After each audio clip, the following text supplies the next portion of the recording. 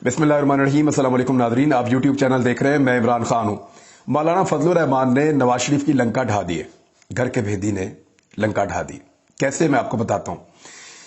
मियां नवाज शरीफ साहब बड़ी चालाकी से और उनकी बेटी बहुत होशियारी से और उनकी पार्टी के जो उनके करीबी लोग हैं वो बड़ी अक्लमंदी से और उनके जो करीबी सहाफी हैं वो बड़ी चाबुक दस्ती के साथ ये साबित करने की कोशिश कर रहे थे कि मियां नवाज शरीफ तो पहले दिन से इलेक्शन का कह रहे हैं। मियां नवाज शरीफ तो तहरीक अदम एतमाद लाने के हक में ही नहीं थे। मियां नवाज शरीफ तो ये कह रहे थे कि ठीक है, पाकिस्तान को इलेक्शन में जाने दें, हम इलेक्शन लड़ेंगे, इमरान खान का मुकाबला करेंगे और पाकिस्तान में अपनी हुकूमत बनाएंगे। तो इस तरह का एक नैरेटिव जो है वो फैलाने की कोशिश की जा रही है पाकिस्तान में। और मियां नवाज शरीफ साहब जो है वो चुप करके इसको एंजॉय कर रहे हैं ताकि सारा मलबा गिरे शहबाज शरीफ पे, सारा मलबा गिरे हमजा शहबाज पर और मिफ्ता इस्माइल पर मईशत का मलबा गिरे। और जितने लोग वहां वजारतों के अंदर मौजूद हैं, मियां साहब को मजा भी नहीं आ रहा। तो मियां साहब ये चाहते हैं कि उनकी बेटी के लिए ग्राउंड क्लियर हो जाए। इमरान खान को भी रास्ते से हटा दिया। अब किसी टेक्निकल तरीके से किसी केस में फंसा के इनकी पार्टी को जो है वो नाअहल करवाया जाए, फारिग करवाया जाए। और दूसरी जानिब अपने बारे में ये कहा जाए, मैं तो इलेक्शन लड़ना चाहता था, मैं तो तहरीक अदम एतमाद के हक में नहीं था। ये जितने गलत फैसले हुए ये सारे के सारे शहबाज शरीफ और उसके साथियों की जिम्मेदारी है। और इसमें एस्टेब्लिशमेंट ने ट्रैप किया था, आसिफ अली जरदारी उसका हिस्सा था। तो ये सब ने मिलकर हमें धोखा दिया है। मैं तो पहले दिन से बाहर से बैठकर कह रहा था, बीमार होने के बावजूद, कि ये मत करना। अब मियां साहब ने इतना प्यारा बयानिया बनाया है तो फजलुर रहमान साहब का फर्ज बनता है ना कि वो बताएं असल बात क्या थी। क्योंकि ये तो नहीं हो सकता कि गंद डालें सारे मिलकर और उठाएं कोई कोई लोग और मियां साहब बाद में गए मैं तो गंदा बिल्कुल नहीं हूं, मैंने तो किया ही कुछ नहीं। तो फजलुर रहमान साहब ने यहां पे एक स्टेटमेंट दिया है जिसके बाद में जाकर असरात पड़ेंगे।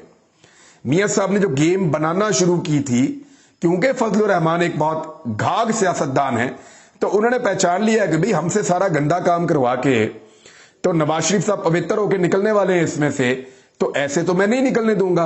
तो उन्होंने जो स्टेटमेंट जारी किया जरा ये आप सुन लें। अदम एतमाद से कबल पीडीएम एलामिये में नवाज शरीफ की मर्जी शामिल थी। ये अब फजलुर रहमान का स्टेटमेंट है, इसको ऑन रिकॉर्ड आप रख लें। यह भूलने नहीं देना आपने इनको, क्योंकि मियां साहब ने बाद में कहना मैं मना करता था ना करो, इन्होंने ये किया। मियां साहब ने कहना कि मेरे साथ इन्होंने फ्रॉड किया, हमें इदारों ने फंसाया, हमें एस्टेब्लिशमेंट ने फंसाया। कभी कहेंगे न्यूट्रल या खलाई मखलूक ने हमें फंसाया, कभी कहेंगे हमें गिरफ्तारियों की धमकियां दी जाती थी, कभी मियां साहब कहेंगे कि हमें यह कहा जाता था फलां बंदा आकर ओहदे पे बैठ जाएगा। तो हमें तो बड़ा चक्कर दिया, मैं इनके चक्कर में नहीं आया, इनके चक्कर में मेरा छोटा भाई आ गया और उसके सारे साथी आ गए और इन्होंने जबरदस्ती ये किया। मैं तो पहले दिन से इतना अक्लमंद हूं कि मैं इनको मना कर रहा था कि इनकी पिच पर मत खेलो, लेकिन फजलुर रहमान साहब ने बीच चौराहे इनकी हांडियां फोड़ दी है। अब देखें क्या कह रहे हैं फजलुर रहमान साहब ने। यह पेशावर से रिपोर्ट हुआ है। उन्होंने कहा कि अदम एतमाद से कबल पीडीएम के एलामिये में नवाज शरीफ की मर्जी भी शामिल थी और अदम एतमाद से कबल एक राय थी कि नए इंतखाबात कराए जाएं। और नवाज शरीफ ने अब उसी राय से मुताल्लिक एक बयान दिया है कि एक राय थी, लेकिन मियां साहब की राय नहीं थी। मियां साहब उसको अब अपने खाते में डाल रहे हैं।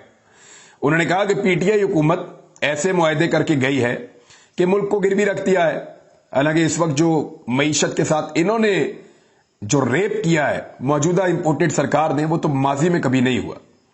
और दलदल के अंदर पाकिस्तान को इन्होंने एक ऐसी में फंसा दिया है कि अगर आज कोई अवामी हुकूमत आ भी जाती है तो उसको 4-5 साल सिर्फ इन सारी चीजों को सीधा करने में लग जाएंगे।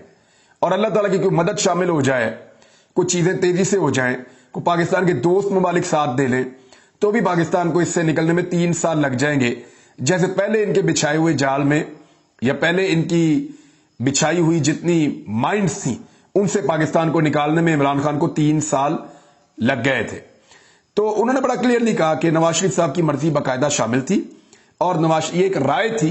कुछ लोग ये राय दे रहे थे, मीटिंग जब होती है तो मुख्तलिफ लोग मुख्तलिफ राय देते हैं। एक राय थी कि जी इलेक्शन में ना चले जाएं।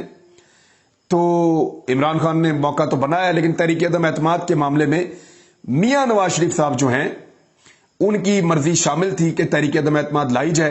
तो इस चीज को अब रिकॉर्ड पे हमेशा रखा जाए। एक और पाकिस्तानियों के साथ जुल्म होने वाला है, मैं जरा उसका آپ کو بتا دیتا ہوں کہ امکان کیا ہے. جو سورسز سے خبر آ رہی ہے وہ یہ کہہ رہی ہے کہ پیٹرول 10 روپے لیٹر اور ڈیزل 17 روپے لیٹر مزید بڑھنے والا ہے. یہ پاکستان کا بیشتر میڈیا اس کو رپورٹ کر رہا ہے. غریب عوام پر ایک اور بوجھ ڈالنے کی یہ تیاری ہے. پیٹرول 10 اور ڈیزل 17 روپے فی لیٹر مہنگا ہونے کا امکان ہے. اس سے ہوگا کیا؟ چاول کو پانی چاہیے، اس کے بعد آپ کی گندم کی بوائی ہے، تو یہ تو ایک بحران کے اوپر بحران پیدا ہوگا. اور اس پنجاب حکومت نے جو حمزہ شہباز کی گئی ہے، حمزہ شہباز کی پنجاب حکومت جو گئی ہے، اس کا جو سب سے بڑا جرم ہے وہ میں آپ کو بتا رہا ہوں، جو کل کو کسی اور کے کھاتے میں آپ مت ڈالیے گا. اس کو یاد رکھیے گا کہ حمزہ شہباز کی حکومت کا سب سے بڑا جرم یہ ہے کہ حمزہ شہباز کی حکومت نے گندم کی خریداری بوقت اور درست نہیں کی. حمزہ شہباز کی پوری توجہ یہاں پہ تھی کہ لانگ مارچ والوں کو مارو. مئی کے مہینے میں آپ کو یاد ہے 25 مئی کو وہ مار رہے تھے.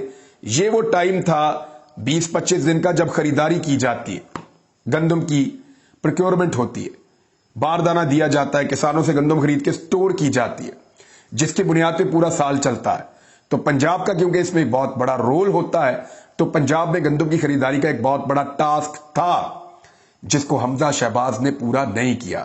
کیونکہ اس وقت حمزہ شہباز کی توجہ صرف اس بارے میں تھی کہ خیبر پختونخوا سے آنے والوں کو کیسے روکنا ہے، لوگوں کے گھروں میں چھاپے کیسے مارنے ہیں، لوگوں کی چادر اور چار دیواری کا تقدس کیسے پامال کرنا ہے، عورتوں اور بچوں کے اوپر آنسو گیس کیسے پھینکنی ہے، پاکستان تحریک انصاف کے لوگوں کو گرفتار کیسے کرنا ہے.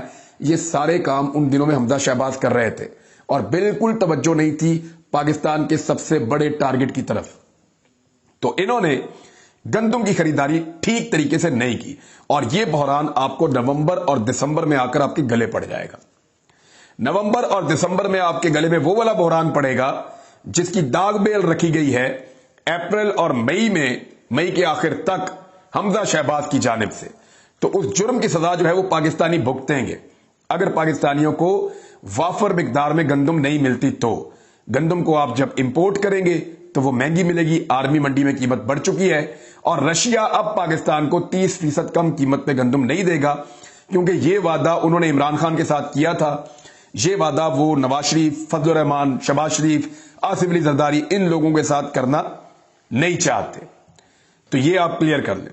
ایک تو پیٹرولیم مصنوعات کی قیمتیں بڑھ رہی ہیں، دوسرا ایک بہت بڑا بحران آپ کے دروازے پہ کھڑا ہے جس کا ریسپانسبل حمزہ شہباز اور ان کے والد شہباز شریف ہے، جبکہ آپ پی ڈی ایم کی باقی جماعتوں کو بھی حسب توفیق اس کے اوپر آپ ان کو جو آپ بدوائیں دینا چاہیں آپ دے سکتے ہیں. اب اس میں کچھ لوگوں کا یہ ماننا ہے کہ کیونکہ پاکستان میں آج تک کوئی بھی حکومت احتجاج کے ذریعے سے نہیں گری تو اس مرتبہ بھی حکومت احتجاج کے ذریعے سے نہیں گرے گی. دیکھیے میں آپ کو ایک چیز بتا دیتا ہوں کہ احتجاج کے ذریعے سے پبلک تو موٹیویٹ ہوتی ہے، فرق تو پڑتا ہے حکومتوں کو، حکومتیں چاہے نہ گری ہوں. میرا یہ ماننا ہے کہ پاکستان میں آج تک پولیٹیکل پارٹیوں نے جتنے بڑے بڑے احتجاج کیے ہیں وہ اسٹیبلشمنٹ کی مدد اور ان کی مرضی سے کیے ہیں.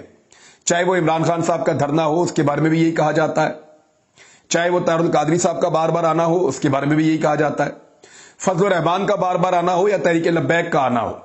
ان تمام جماعتوں کے بارے میں بار بار یہ کہا جاتا ہے کہ پیپلز پارٹی یا پی ایم ایل این والے آ رہے ہوں.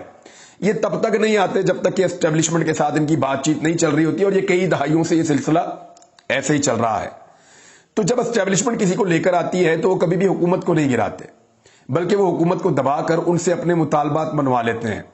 حکومت جب ان کے مطالبات مان لیتی ہے اسٹیبلشمنٹ کے، تو پھر اسٹیبلشمنٹ اس پولیٹیکل پارٹی کو کچھ نہ کچھ دے کر واپس بھجوا دیتی ہے. لیکن جو حقیقی عوامی جمہوری احتجاج جو ہے وہ کبھی بھی اسلام آباد تک نہیں پہنچا. ہم نے تو اپنی زندگی میں نہیں دیکھا جس کے پیچھے اسٹیبلشمنٹ نہ ہو.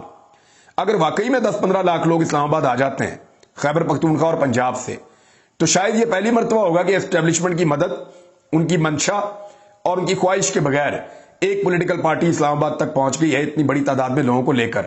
تو پہلی مرتبہ کسی حکومت کو عوامی دباؤ کا سامنا کرنا پڑے گا. تو میں اس میں نہیں مانتا کہ عوامی احتجاج سے حکومت نہیں گر سکتی.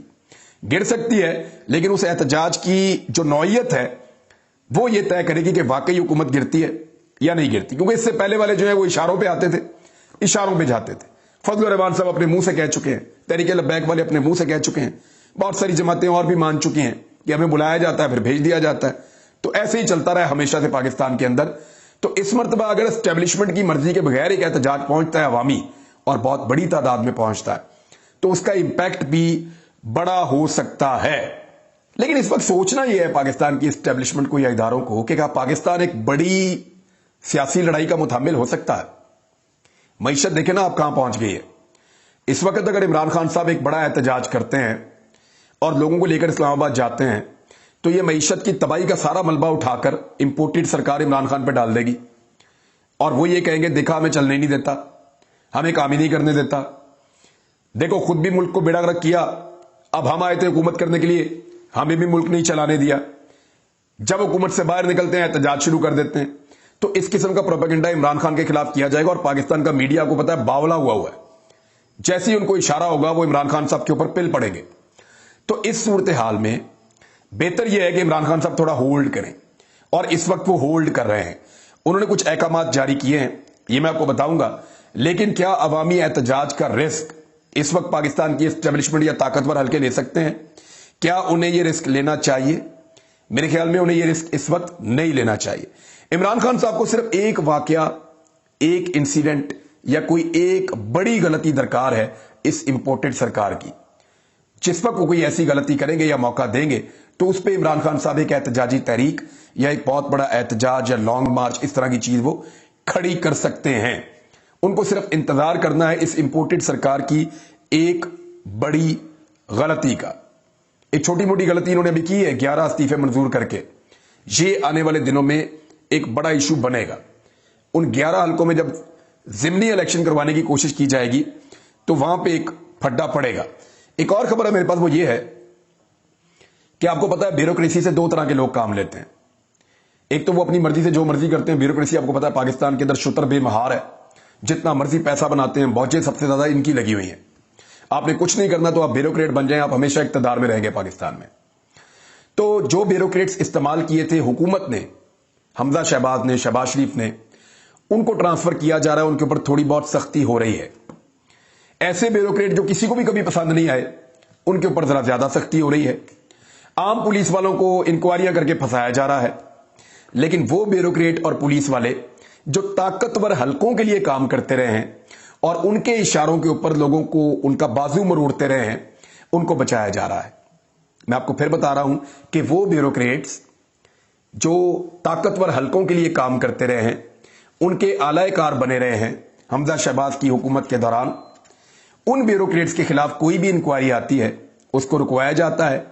ना उनकी ट्रांसफर पोस्टिंग होने दी जा रही है, ना उनके खिलाफ कोई तादीबी कार्रवाई होने दी जा रही है।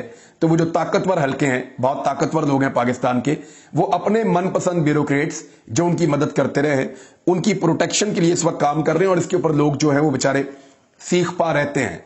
पॉलिटिकल वर्कर्स भी हैं, मुख्तलिफ सहाफी हैं, बहुत सारे लोग हैं, वो ये कह रहे हैं कि इतना जालिम आदमी था ये, इसको आपने क्यों छोड़ दिया, इसको क्यों छोड़ दिया आपने? तो पता चला कि उसके पीछे बहुत ताकतवर लोग हैं जिन्होंने उससे काम लिया था, वो उसको इस वक्त प्रोटेक्ट कर रहे हैं। इमरान खान साहब ने दो बड़े ऐलानात किए हैं। दोनों ऐलानात मैं आपके सामने रख देता हूं। पहला ऐलान इमरान खान साहब ने यह किया है कि जो सैलाब से मुतासरा अफराद हैं उनकी फौरी तौर पे पंजाब हुकूमत जितनी मैक्सिमम हो सकती है मदद करे। और यही अहकामात जो है खैबर पख्तूनख्वा के लिए भी जारी किए गए हैं। यहां से कुछ इमदाद जारी की गई है कि जो जाँ बहक अफराद हैं उनके लवाहिकीन के लिए भी जो है वो उनको भी रकम दी जाएगी। जिन लोगों के घर गिर गए हैं उनके लिए भी इमदाद की जाएगी। जिनकी फसलें तबाह हुई हैं उनके लिए भी पॉलिसी बनाई जा रही है। लोगों को वापस उनके इलाकों में बसाने के लिए, उनकी मदद के लिए बाकायदा हुकूमत पंजाब भी काम कर रही है, खैबर पख्तूनख्वा हुकूमत भी काम कर रही है। और सिंध हुकूमत अभी तक इस बात का अंदाजा नहीं लगा सकी कि सक्खर बैराज के पानी में तैरने वाली जो लाशें हैं, जो लगभग 30 के करीब लाशें अब तक रिपोर्ट कर रहे हैं लोग के वहां से गुजरी हैं, जिनमें से 6-7 निकाली गई हैं, बाकी अक्सर वहां पे तैरती हुई दिखाई देती हैं। 3 लाशें तो 3 दिन से एक ही जगह पे तैर रही हैं उस दरिया के सैलाब के पानी में। तो सिंध की कारकर्दगी ये है कि वो अभी तक सिर्फ इस बात का तयन कर रहे हैं कि ये लाशें निकालने के लिए रोड़ी थाने वाले आएंगे या सक्खर थाने वाले आएंगे, यानी रोड़ी की पुलिस आएगी या सक्खर की पुलिस आएगी। वो हुदूद के तयन के अंदर अभी तक मसरूफ हैं। ये है सिंध हुकूमत और फिटे मुंह इस तरह की गवर्नेंस के ऊपर। यानी इनको तो जूतों के साथ मारना चाहिए बेशर्मों को कि तुमने किया क्या पाकिस्तान के साथ। और यार अल्लाह का वास्ता, या तो जान छोड़ दो इस मुल्क की, और जो चाहिए एक ही दफा लूट के इस मुल्क से निकल जाओ, जो चाहिए लूट के निकल जाओ। और गरीब को तो छोड़ दो, उसको माफी तो दे दो, वो डूबा हुआ है उसका मजाक तो ना उड़ाओ, उसके घर वालों को उसकी लाश तो वापस कर दो निकाल के पानी में से। जिंदा नहीं बचा सकते तो लाशें तो निकाल लो उनकी। लाशें निकालने के लिए ये सोच रहे हैं उसकी हदूद है, ये इसकी हदूद है। शुक्र है ये नहीं कह रहा मुराद अली शाह ये मेरी हदूद ही नहीं है, ये लाशें पंजाब से बह के आई है, पंजाब वाले आके निकाल लें। हद होती है बेइज्जती की और बेशर्मी की, और ये उसको क्रॉस करके चले गए अनफॉर्चुनेटली। अब एक और खबर यह है कि एहसास प्रोग्राम को इमरान खान ने कहा उसको तेज करें आप पंजाब के अंदर और इसको आगे बढ़ाएं। इसको भी आगे बढ़ाएंगे, इसका कोई नया स्ट्रक्चर आएगा, मैं आपके साथ शेयर करूंगा, क्योंकि बहुत सारे पाकिस्तानी उससे फायदा उठा सकते हैं और पाकिस्तानियों को, गरीब पाकिस्तानियों को उससे फायदा उठाना चाहिए। मुल्क की तारीख की एक सबसे बड़ी चोरी हुई है, सबसे बड़ी चोरी पाकिस्तान की तारीख की, और वो पाकिस्तान स्टील मिल में हुई है। 10 अरब का मटेरियल चोरी होने का इंकशाफ हुआ है पाकिस्तान स्टील मिल में। हुआ कैसे है इसके ऊपर जो है वो अब इंक्वायरी लगाई गई है, लेकिन इसमें से निकलना कुछ नहीं है। उसकी वजह मैं आपको बताता हूं कि 27 जुलाई 2022 को, ये अभी 27 जुलाई को, चंद दिन पहले, रात के वक्त 50 अफराद पर मुश्तमिल एक गिरोह आता है और पाकिस्तान स्टील मिल के प्लांट एरिया पर धावा बोल देता है और अरबों रुपए मालियत का तांबा, वायर्स, दीदा दलेरी के साथ लूट कर फरार हो जाता है। यह ऐसा नहीं हो सकता, अरबों रुपए का सामान एक रात में 50 बंदे आकर नहीं ले जा सकते।